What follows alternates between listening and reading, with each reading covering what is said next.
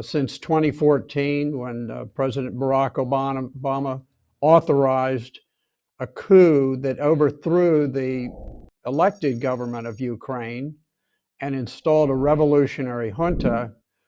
Afterwards, we began flooding them with very advanced weapons. We built up a very robust Ukrainian armed forces, and they commenced a war against the Russian-speaking areas on the border, but principally the Donbass Republic. And there were 14,000 people who died before Russia ever got involved in the war. There are 5,000 miles between us and Russia. There are 6,000 miles between us and China. The only possibility, the only threat that we face from overseas is a thermonuclear threat. It is a genuine threat because I know there are people in the Pentagon and elsewhere who think, well, if we launched a surprise attack, we could knock out all of their missiles and so forth. The problem is they now have hypersonic missiles. The 3M-22 Tsirkon, or Zircon, is a scramjet-powered maneuvering hypersonic cruise missile being developed by Russia. The missile can develop a speed of Mach 9 and fly at an altitude of 30 to 40 kilometers, where the range and speed increase as air resistance is smaller. Experts estimate the payload at 300 to 400 kilograms and the missile length at 8 to 10 meters. For comparison, the Tomahawk cruise missile carried by U.S. Navy and Royal Navy submarines fly at around Mach 0.75. That on a moment's notice can fly, and they can actually hit places in the United States, hit places in Europe. There is no defense because they fly at such a speed that there's nothing that can catch up with them. Also, we have Russian submarines with carrying, over 100 missiles, not missiles, but 100 warheads. And they can rain down destruction on New York, on San Francisco, on Washington, D.C., and of course, all of the capitals of Europe. They don't want to do this, but we're pushing them further and further. And what's happening now is you've got a lot of very smart people in the Pentagon, in the State Department, and in London, NATO, but they're acting like lemmings, where there's a feeling like, well, we can do this extraordinarily reckless thing, but Joe and Sam and Kathy, they think it's okay, so I guess everything is fine. And meanwhile, we're charging across a cliff like the lemmings, everybody thinking, well, everybody else says it's okay, and the next thing you're over the cliff. We have never faced a threat of thermonuclear war that ever compared to this, and I'm including. I lived through the Cuban Missile Crisis. I actually saw troops moving through the state of Florida to go and invade Cuba, so I know what it is. And I used to cover myself when I was a little boy. We'd jump under the desks and we'd cover ourselves. What we're faced today, the American people are totally unaware of it. It is 100 times more dangerous than what we encountered back when I was a little boy.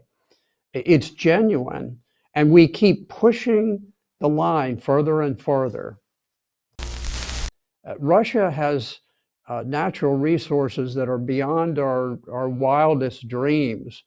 Few people are aware of the enormous exports of natural resources. They're the #1 exporter of lumber, of wheat, of fertilizer, of natural gas. They're huge exporters of oil, of aluminum. It just goes on and on, cobalt, manganese, all sorts of things. And there are people who say, look, if I could somehow get control or get a big interest in in the oil or the gas or the lumber, I could be a trillionaire. And I think some of those people have an influence over the American government. The American people get nothing. We get absolutely nothing from this. We get the bills. We're the bill payers, but we get nothing out of it. We're taking steps of phenomenal recklessness. I'll just give you an example. The United States was involved in sinking the flagship of the Black Sea Fleet, the Moskva, named after the capital of Russia. 300 young sailors went to the bottom. We probably fired the missiles. We probably controlled them ourselves. We targeted 13 senior Russian field generals for assassination, helped to kill them along working with the Ukrainians. We went beyond, and from what I can tell, there was a drone attack that was launched that went deep into Russia and actually damaged some of their nuclear carrying jet aircraft, some of their nuclear powered or capable bombers. So this was part of their defensive triad. We have various people. We have the chairman of the House Foreign Relations Committee, who recently agreed with a crazy general who made the comment that we're going to be at war with China by 2025. I want to start by this report of a U.S. general, a top general, who is making a comment about a potential war with China in 2025. Get your reaction to this. NBC News is citing a memo to his officers with this quote. They say, "I hope I am wrong," he says to them. "My gut tells me we'll fight in 2025. Now, that's being met with a lot of different reactions, some skepticism. This is attributed to the opinion of one man. What do you make of that, and how do you think that's going to be received in China? Well, I hope he's wrong as well. I think he's right, though. Now, this is the chairman of the House Foreign Relations Committee. This isn't just some off-the-wall character. And yet he's saying, well, you know, there's some merit to what this general says.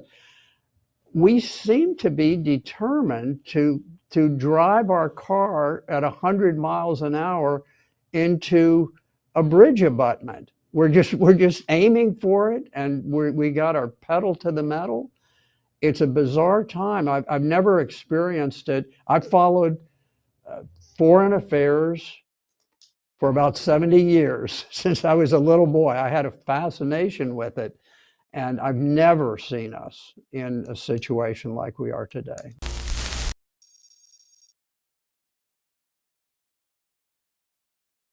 If we were to go into this hot war, from your perspective, would we win? No. There would be, the United States would be devastated to the point where perhaps 60% of the population would die within the period of a month. Western Europe would be very similar. London would simply be uninhabitable for the next 1,000 years. Same thing with New York City, with Washington, D.C. There would be places that would be spared. Africa would be spared. There would be perhaps areas of Asia, perhaps Latin America, but Western civilization would die in a nuclear war. And I don't know that it matters to some of the people making the decisions today. It's a little bit eerie to watch it taking place. Somehow people have to wake up to it, or they may discover that we lose everything.